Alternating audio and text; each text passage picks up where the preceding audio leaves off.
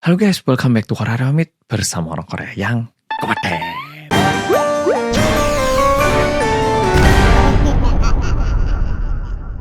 Untuk memahami cerita Rinding kali ini, kita perlu kenal sama satu mahasiswa yang bernama Lee Jae-min yang ada di Korea. Mahasiswa yang bernama Jae-min ini sebenarnya berasal dari kota Name, tapi karena dia ini diterima di Universitas Yonsei, dia ini pindah dari Name ke kota Seoul. Dan tentunya dia ini membutuhkan tempat tinggal, tapi budgetnya itu lumayan pas-pasan. Dan karena Jae-min ini anak cowok, dia pun sebenarnya nggak terlalu takut untuk tinggal di tempat yang mungkin agak terkesan gelap ataupun menyeramkan gitu.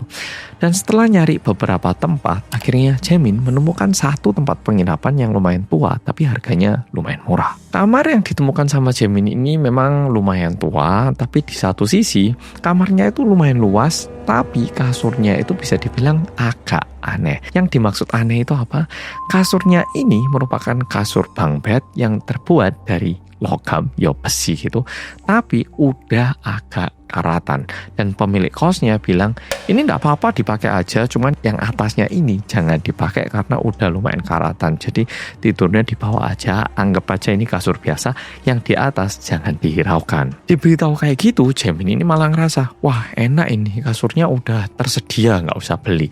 Nah, Jae-min malah merasa bersyukur, dan waktu dia nyoba tiduran di situ, nyaman-nyaman aja. Cuman waktu tiduran yang terlihat itu merupakan rangka besi dan plafonnya itu terlihat dari celah-celah.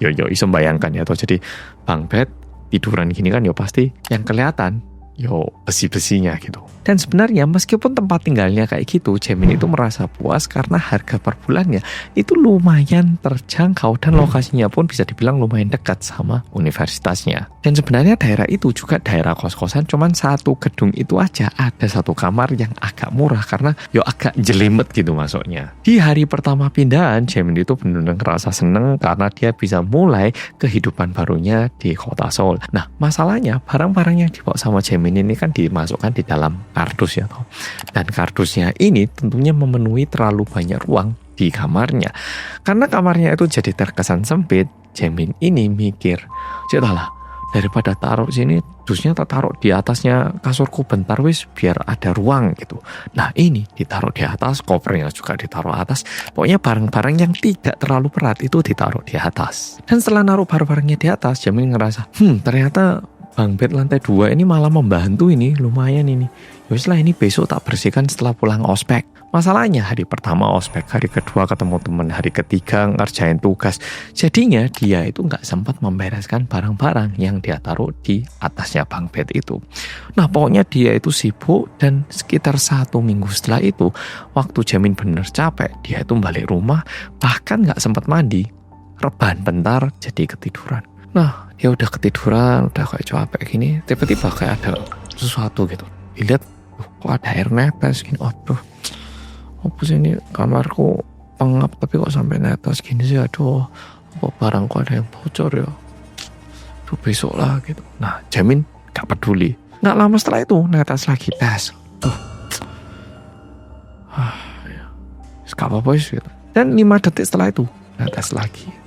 Cuman di tetesan ketiga, Jae-min ini tiba-tiba bulu kuduknya berdiri karena air yang netes itu airnya hangat dan juga terkesan kayak agak pekat. Nah, di situ Jae-min ngerasa nggak nyaman, dia langsung nyari HP. Nah, setelah nemu HP, dia nyalain flashlightnya. Apa sih?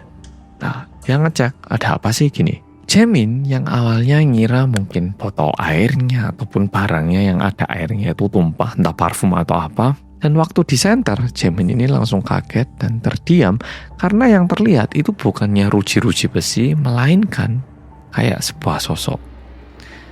Yang terlihat itu katanya adalah seorang nenek yang terkesan kayak nempel di bawahnya bunk bed lantai 2. Dan ngeliat itu, Jae-min kaget dan ketakutan karena neneknya itu benar kayak melotot gini, dan air yang netes itu ternyata air liur dari hantu nenek itu.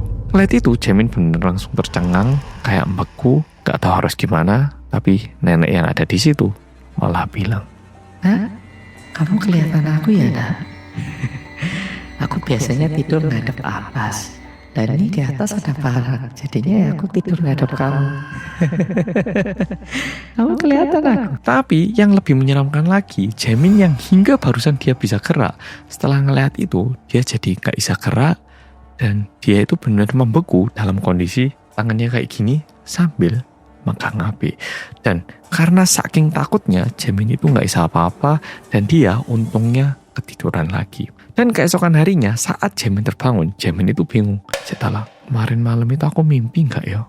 Tapi saat Jaemin lihat HP-nya, flashlight HP-nya masih nyala dan baterainya udah lowbat. Ini percaya nggak percaya, tapi kalau katanya ahli Feng Shui di Korea, biasanya arwah-arwah atau hantu-hantu itu suka nempel di benda-benda yang terbuat dari logam. Jadi kalau misalnya Polo nemu barang second yang terbuat dari besi, lebih baik berhati-hati. Oke Polo, video kali ini sampai di sini. Kalau Polo suka sama video kali ini, bilang apa? Rinding dong.